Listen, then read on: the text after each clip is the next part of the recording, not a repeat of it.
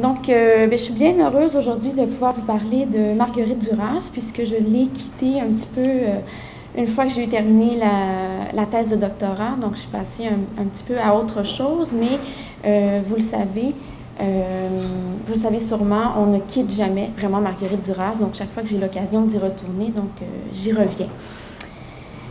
Donc, une écriture en mouvement. Voilà ce qui caractérise, à mon sens, l'écriture durassienne, c'est-à-dire cette entre-deux écritures. Donc, une écriture qui voyage entre le texte et le film, entre la scène et l'image, hein, ce dont on n'a pas beaucoup parlé du théâtre, en fait, mais on en a glissé quelques mots hier, et c'est quand même important, c'est ce que j'ai travaillé, entre autres, dans la thèse, donc aussi ce rapport entre la scène et l'image, et ce qui fait pour moi que l'écriture durassienne est une autre écriture. Donc, dans le contexte d'une contamination des écritures propres à l'œuvre durassienne, l'entre-deux désigne plus particulièrement ce lieu dynamique dans lequel émerge et se déploie une écriture indécise. Pour reprendre, évidemment, je pense que ça fait un retour de son. Je parle peut-être trop fort. OK. Donc, écriture indécise, hein, qui est l'expression, qui n'est pas la mienne, mais de Madeleine Borgomano. Donc, cet entre-deux réfère également au dévoilement de l'écriture. Et bien qu'elle surgisse ici et maintenant, cette écriture, sous les yeux inquiets, je dirais, du spectateur du camion, elle n'a pour ainsi dire qu'une existence virtuelle. Donc, film à faire, film en devenir, dirait le philosophe Gilles Deleuze. Film qui n'aboutira que dans sa propre virtualité. Le camillon se situe par conséquent dans un au-delà du cadre. Donc, le camillon a lieu forcément ailleurs. Mais où et sous quelle forme? Donc, assurément dans un mode conditionnel que l'auteur impose par l'emploi d'une citation qui ouvre le texte du camillon à la page 7 et qui est là comme une sorte de prescription. Donc, c'est la citation de Maurice Grevis, en fait, qui, je ne vais pas toute la lire, mais qui dit essentiellement que le conditionnel, proprement dit, exprime un fait éventuel, donc quelque chose qui pourrait, évidemment, arriver, ou irréel, dont la réalité est regardée comme la conséquence d'un fait supposé d'une condition. Et il nous rappelle aussi que le conditionnel est employé pour indiquer une simple imagination transportant en quelque sorte les événements dans le champ de la fiction, et c'est le cas en particulier du conditionnel préludique, donc dans les jeux des enfants. Donc, la présentation d'aujourd'hui va concerner essentiellement la question du virtuel dans le cinéma durassien, puisque j'ai entamé à la suite des recherches postdoctorales un tournant, je ne sais pas si c'est un tournant, mais en fait, dans la suite logique de mes recherches sur le cinéma des femmes, j'ai opté pour la culture numérique, donc travailler cet aspect-là, et la question du virtuel m'intéresse, et j'ai décidé donc de revenir à Duras, mais par cette question donc du virtuel, donc particulièrement dans le texte film Le Camillon, et selon une approche philosophique du terme. Donc, ma première partie s'intitule « Le virtuel selon l'approche deleuzienne ». Évidemment, je ne suis pas philosophe, je ne suis pas spécialiste de Deleuze, mais je trouve que quelques-uns de ces textes, en fait, sont des pistes de réflexion pour, en fait, voir peut-être le cinéma de Duras sous un autre angle, que toujours revenir à ce qu'elle dit toujours de son propre cinéma, et qui parfois est assez paradoxal. Puis on ne sait plus trop comment prendre la chose, donc j'ai essayé de me placer un petit peu plus à l'extérieur. Donc, dans son ouvrage « Dialogue » coécrit avec Claire Parnet, Gilles Deleuze définit le virtuel comme une particule. Donc, la particule virtuelle émise par la particule actuelle et aussi absorbée par elle se caractérise par sa brièveté, alors qu'elle est constamment maintenue par un principe d'incertitude et d'indétermination. Donc, ce principe d'incertitude et d'indétermination n'est pas sans rappeler la nature indécise, donc, de l'écriture durassienne. Et toujours dans son ouvrage « Dialogue », Deleuze fait le rapprochement entre une perception et une particule. Donc, je me sers surtout du PowerPoint pour vous donner les citations les plus longues de Deleuze parce que on peut vite s'y perdre.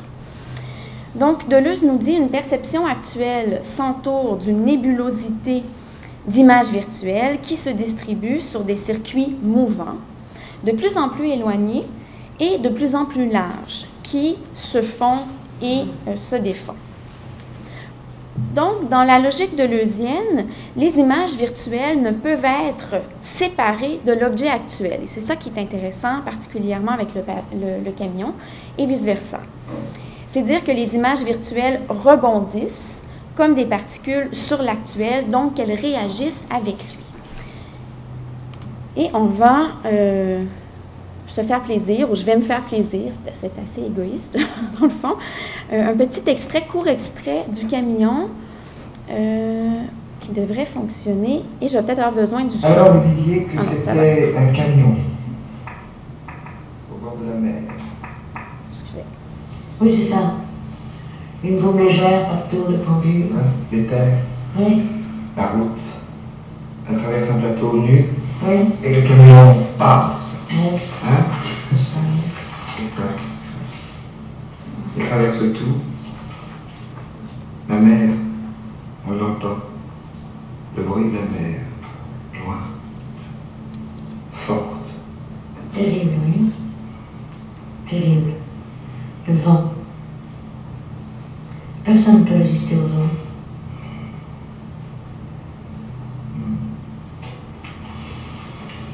Qu'est-ce qu'elle dit, la femme qui est montée?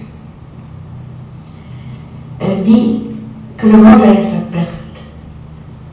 C'est la seule politique. Que le monde est à sa perte. C'est la seule politique. C'est ça.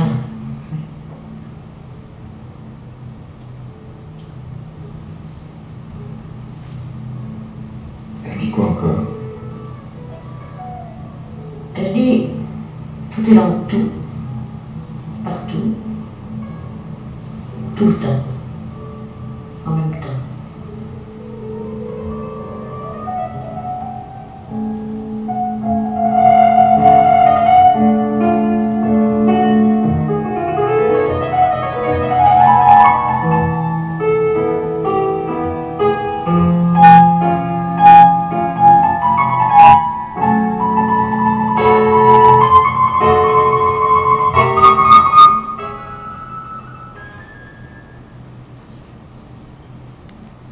C'était un peu sombre, c'était plus joli sur mon écran que sur le vôtre.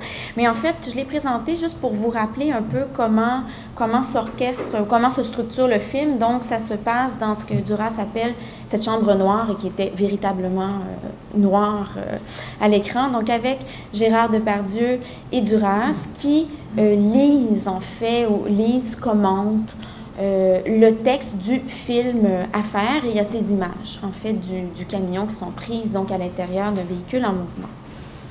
Donc, dans le camion, ce qui tient lieu de l'actuel, c'est-à-dire le film auquel le spectateur assiste, se fait complément ou produit de l'actualisation.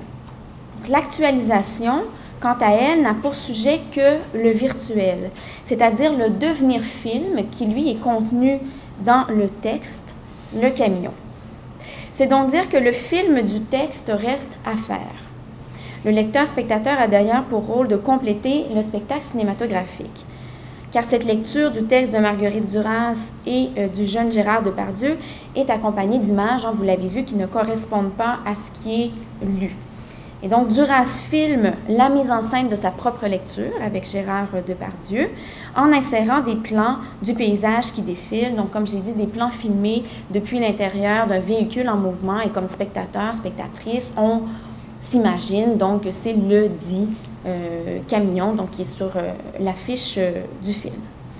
Donc, la structure du film joue constamment sur ces deux niveaux, c'est-à-dire l'actuel, donc ce que le spectateur voit et entend ici et maintenant lorsqu'il est placé devant l'écran de cinéma, et le virtuel, donc ce projet de film qui n'existe qu'au conditionnel et dans sa forme inachevée, à la fois dans le livre, mais aussi, et ça je vais y venir, dans l'imaginaire, en fait, des spectateurs et spectatrices. Donc, allons un petit peu plus loin. Donc, une deuxième partie que j'ai intitulée « Les aspects virtuels du texte-film du Racine ». Et là, je vais prendre quelques exemples du littéraire aussi. Donc, dans Le Ravissement de l'Olvestein, le roman, le narrateur tente de recréer l'événement du bal de T-Beach, donc cette soirée à laquelle il n'a pas assisté lui-même. L'histoire racontée par lui, une histoire inventée, tire son origine des propos de Tatiana Karl, donc l'amie de Lol. Le narrateur possède une connaissance très limitée qu'il voit à travers les yeux de son ami. Et par ailleurs, l'absence du narrateur au bal se joint à la méfiance envers les dires de Tatiana Karl, personnage en qui le narrateur dit ne pas avoir confiance ou avoir très peu confiance. Donc, je le cite, en fait, je cite Le Ravissement, « Je ne crois plus à rien de ce que dit Tatiana, je ne suis convaincue de rien », à la page 14. Les indications quant au caractère imaginaire de l'histoire de Lol, donc un récit de l'absence, un récit troué qui demande à être complété par celui-là même qui le raconte et le crée au fur et à mesure qu'il le découvre, et par le lecteur, évidemment, donc sont posées dès le début du texte. Et je cite, « Voici tout au long, mêlé à la fois, ce faux semblant que raconte Tatiana Karl et ce que j'invente sur la nuit du casino de T-Beach. À partir de quoi je raconterai mon histoire de l'Olvestein. » Fin de la citation. La virtualité du récit de Lol s'en voit ainsi augmentée. Donc, ce que moi, j'entends, je dirais jusqu'à présent, en fait, comme définition du virtuel, c'est-à-dire que le virtuel se définit ici, par rapport à l'exemple que j'ai donné, d'une part comme un élément fictif et imaginaire, donc un élément qui est inventé, mais aussi on peut comprendre le virtuel comme un potentiel, c'est-à-dire une source de possibilités, donc une potentialité qui renvoie à la définition même du devenir dans la philosophie deleuzienne. Le texte-film Le Camignon témoigne de l'importance inégalée du mot dans l'univers du Racine, mot qui à la fois résonne et évoque plus qu'il ne représente littéralement. Cherchant à cerner cette femme déclassée évoquée par Duras dans le texte du Camignon et aussi dans le film, le jeune Depardieu demande « Comment serait-elle? Comment est-elle » Ce à quoi Duras répond après un moment de réflexion, donc après une pause. « Petite, maigre, grise, banale, elle a cette noblesse de la banalité, elle est invincible. » Donc à la page 65 du Camignon. Donc, chaque mot ici est choisi avec attention, des adjectifs qui sont simples, mais qui tracent un portrait, je dirais, somme toute assez concret, donc, de cette femme. C'est vrai que quand on a lu beaucoup Duras et qu'on a vu le film Le Camignon, on a tendance à, je dirais, associer cette description très, très brève à Duras elle-même. Bon, il n'y a rien vraiment qui dit que Duras est le personnage du Camignon, mais le fait qu'elle joue, entre guillemets, un petit peu ce rôle dans le film, donc nous donne, je dirais, des indices de plus pour se représenter, donc, cette femme. Et donc, le lecteur-spectateur arrive à imaginer assez facilement ce personnage. Toutefois, la brièveté de la description et, paradoxalement, son caractère assez abstrait, puisque qu'est-ce que le banal? On pourrait ici avoir toute une définition différente, en fait, de la banalité. Donc, cette description brève et ce caractère abstrait font en sorte d'élargir la représentation virtuelle, d'élargir la représentation imaginaire de ce personnage. La précision des adjectifs facilite la production d'images alors que l'écart entre eux, dans le texte et aussi à l'écran, laisse place à un espace blanc ou on pourrait dire un plan noir si on se rapporte à un lexique là, cinématographique. Donc, chaque mot est suivi d'un point dans le texte et d'une pause à l'oral et c'est placé sous la forme d'une colonne. Hein. Donc, c'est grise, banal, donc les adjectifs défilent comme ça dans une colonne. Donc, chaque mot se suffit à lui-même, hein, c'est un peu ça que je retiens, et ainsi forme une phrase d'un seul mot qui dit tout et rien à la fois. Donc, de l'entre-deux, entre ce que j'ai appelé ces mots-phrases, surgit une signification. On peut même dire qu'il surgit une image. Donc, c'est-à-dire une image qui peut être claire, en fait, pour chacun des lecteurs, spectateurs. Donc, une image aussi qui est propre à chacun des lecteurs, spectateurs, et une image mentale qui n'est pas forcément un souvenir précis, même si ça aurait pu l'être. Si j'avais pris, par exemple, d'autres films. Et je pense, entre autres, aux films issus du cycle indien, comme India Song ou Son nom de Venise dans Calcutta du désert, qui font davantage appel à un souvenir. Donc, un souvenir des textes, un souvenir des films, un souvenir de l'œuvre de Marguerite Duras. Donc, cette image mentale chez Duras et dans le camion, c'est une image dont les possibilités représentatives et significatives demeurent infinies. Donc, allons creuser un petit peu plus loin avec une troisième partie, la coalescence de l'actuel et du virtuel. Dans le roman Un barrage contre le Pacifique, le grand frère et la sœur se souviennent du film vu au cinéma comme s'il s'agissait de leur propre enfance. Ils sont visiblement inconscients d'entretenir dans leur discours une corrélation directe entre la réalité et la fiction, donc entre le réel et le virtuel. Cette indiscernabilité des deux univers, qui ne semble point les troubler, en fait, dans le roman, sera le modus operandi d'une écriture filmique à venir dont le camion est exemplaire. Et vous avez ici devant vous une citation de Deleuze qui dit ceci. Donc, l'actualisation appartient au virtuel. L'actualisation du virtuel est la singularité, tandis que l'actuel lui-même est l'individualité constituée. L'actuel tombe hors de plan comme fruit, tandis que l'actualisation le rapporte au plan comme à ce qui reconvertit l'objet en sujet. Donc là, comme ça a l'air un peu flou, abstrait et on peut vite s'y perdre. Mais en fait, je trouve que ce court passage permet d'expliquer, évidemment selon une approche philosophique qui est propre à Deleuze, l'interaction entre le spectateur et le film. Donc, c'est-à-dire la coalescence, je vais reprendre le terme de Deleuze, de l'actuel, donc cette lecture du texte à laquelle nous, comme spectateurs, on assiste, et du virtuel, donc ce film, ce projet, ce film à faire.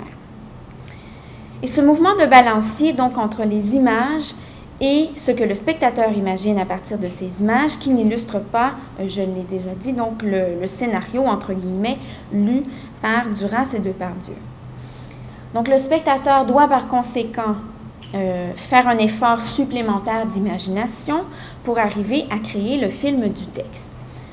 Donc, film virtuel, donc, le camion existe hors de l'horizon d'attente. Et c'est ça que je trouve intéressant dans ce film particulièrement, car la fonction de l'œuvre d'art n'est pas seulement de représenter le réel, mais aussi de le créer, explique Yass dans son livre Pour une esthétique de la réception. Donc, retenons pour le moment que l'actuel s'entoure d'autres virtualités. Et Deleuze ajoute à cela qu'une particule peut créer des éphémères, qu'une perception évoque des souvenirs. Donc, ce retour aux images mentales convoquées par la perception affecte toute la production durassienne, je l'ai déjà mentionné, et à plus forte raison les films issus du cycle indien, créés à partir des textes dont nous a entretenu hier Madame de Challonge. Donc, Deleuze précise également que le mouvement inverse demeure possible. Donc, ce mouvement inverse provoque la coalescence de l'actuel et du virtuel, voire l'indiscernabilité des deux termes. Il s'avère par conséquent difficile pour le spectateur, le lecteur, de discerner le film de son projet, à l'exemple du camion. Et Deleuze, donc, va plus loin, et je le cite, « Mais le mouvement inverse s'impose aussi, c'est ce que je disais, quand les cercles se rétrécissent et que le virtuel se rapproche de l'actuel pour s'en distinguer de moins en moins. Et donc là, on atteint à un circuit intérieur qui ne réunit plus que l'objet actuel et son image virtuelle. Une particule actuelle a son double virtuel, qui ne s'écarte que très peu d'elle et la perception actuelle a son propre souvenir comme une sorte de double immédiat, consécutif et même simultané. Donc, la réflexion deleuzienne permet également de saisir le fonctionnement de la réécriture. Donc, réécriture qui tisse le vaste et complexe réseau des différents cycles d'écriture en faisant appel au souvenir. Et dans le cas du cycle indien, la réécriture repose essentiellement sur le souvenir. J'ai évoqué tout à l'heure India Song et son nom de Venise dans Calcutta désert. Donc, ce qui m'amène à ma quatrième partie, dernière partie, le souvenir ou l'image virtuelle contemporaine de son objet. Et donc, ce n'est pas moi qui ai inventé le titre, vous allez voir, de cette quatrième partie. Donc, inspiré par les réflexions d'Henri Bergson, Gilles Deleuze soutient ceci. Hein. Il dit « Le souvenir est l'image virtuelle contemporaine de l'objet actuel, son double, son image en mémoire. Aussi y a-t-il coalescence et scission, ou plutôt oscillation, perpétuel échange entre l'objet actuel et son image virtuelle. » Donc, l'image virtuelle ne cesse de devenir actuelle, comme dans un miroir qui s'empare du personnage, l'engouffre et ne lui laisse plus à son tour qu'une virtualité, à la manière de la dame de Shanghai. Donc, c'est la fin de la citation.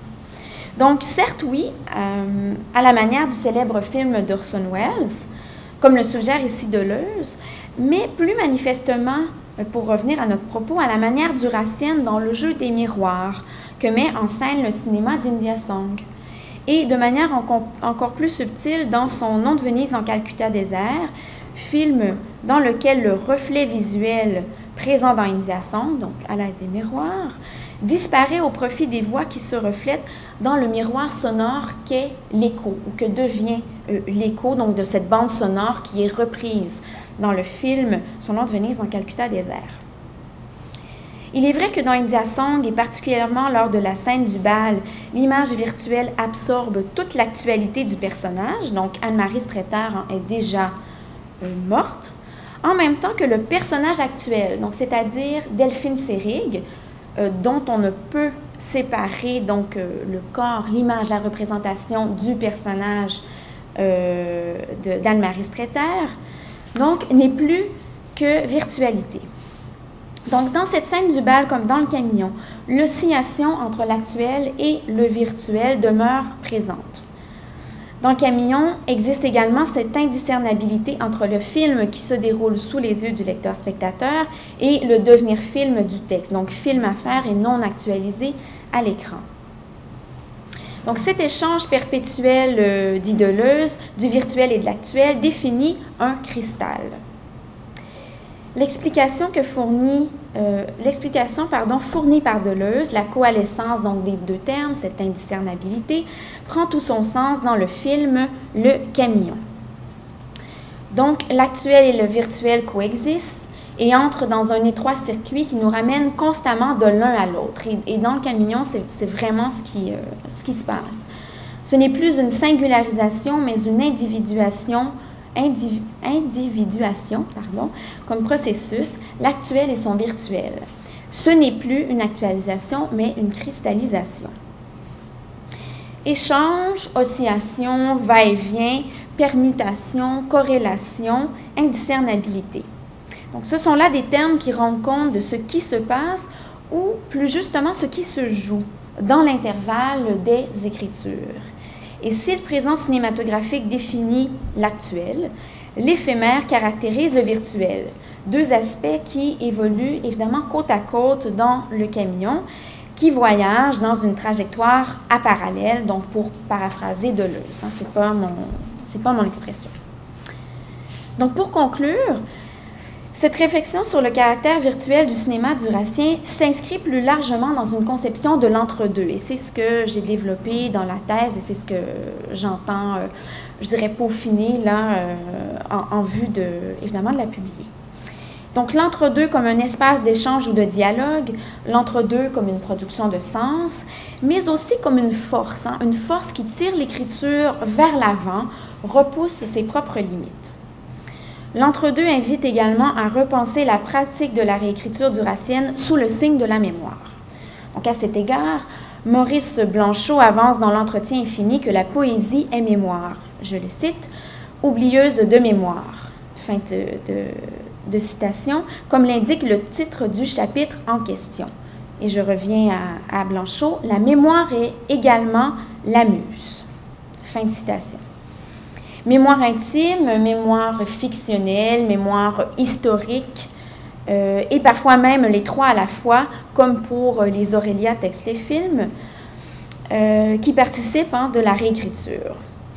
Cette pratique constitutive de l'écriture duracienne permet de préserver le souvenir, donc de le consigner dans une écriture qui se joue entre deux niveaux, dirait Daniel Sibony, qui est un philosophe et psychanalyste qui a travaillé donc toute une partie de son livre sur Duras. Donc, il nous dit, je le paraphrase en fait, je ne le cite pas, entre l'autobiographie et le fictionnel, entre l'histoire et la grande histoire avec un grand H, entre la réalité et le fantasme, entre la vie et la mort, et moi j'ajoute donc entre l'actuel et le virtuel.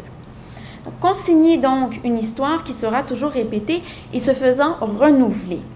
Hein, je n'ai pas l'impression, en tout cas pour ma part, qu'il y a un point final. Hier, je sais que certains intervenantes ont parlé de comme le film qui mettait un point final au texte. Pour moi, il n'y a pas de point final, il y a un point final quand l'œuvre se termine, et je dirais même que même quand l'œuvre est terminée, puisqu'on est là en train de tous en parler et de tous produire du sens à partir de l'œuvre de Duras, donc pour moi, il n'y a pas de fin, donc il n'y a pas de point final.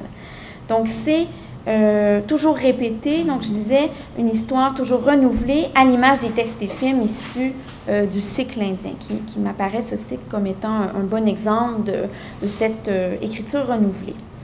Et donc, à mon sens, la pratique de la réécriture inscrit l'œuvre duracienne dans le cadre élargi d'une poétique de la mémoire, et ainsi annule d'une certaine manière le caractère éphémère du souvenir, hein, que le souvenir qu'il soit fictif, réel ou historique, comme le caractère éphémère du virtuel aussi, puisque c'est une conception dans les théories un peu plus, les théories de la culture numérique, où on voit le virtuel comme l'éphémère. Donc, dans le Camillon, l'image actuelle du présent passe, hein, c'est celle de l'acte de lecture dans la chambre noire, alors que l'image virtuelle du passé, donc tout l'écrit, se conserve. Hein, tout est là. Hein, Duras disait « tout est dans tout », donc pour moi, tout est là dans le Camillon. Et l'échange entre les deux images n'a lieu que dans la cristallisation, rappelle Deleuze, là où tout est possible, et conséquemment dans cet entre-deux. Donc, moment et lieu où l'indiscernabilité des termes fait surface demeure inévitable. C'est ainsi que les deux types d'images, cinématographiques et mentales, échangent leurs rôles respectifs pour poursuivre une trajectoire à parallèle dans un même circuit, celui du film, dans l'exemple du Camillon. Et en cela, tout est possible. Donc, reprendre un texte pour le réécrire jusqu'à l'épuisement, le faire mourir, toujours entre guillemets, en le portant au cinéma, ou ne pas tourner le film, hein, aussi, c'est une option, mais simplement ce qui est écrit dans le cénotexte, donc le cénotexte qui est une appellation de Pasolini, une autre appellation donc pour désigner un scénario qui est un texte en devenir. Et donc préserver sa virtualité, c'est-à-dire les possibilités infinies d'un imaginaire illimité créé par lui. Donc je vous remercie.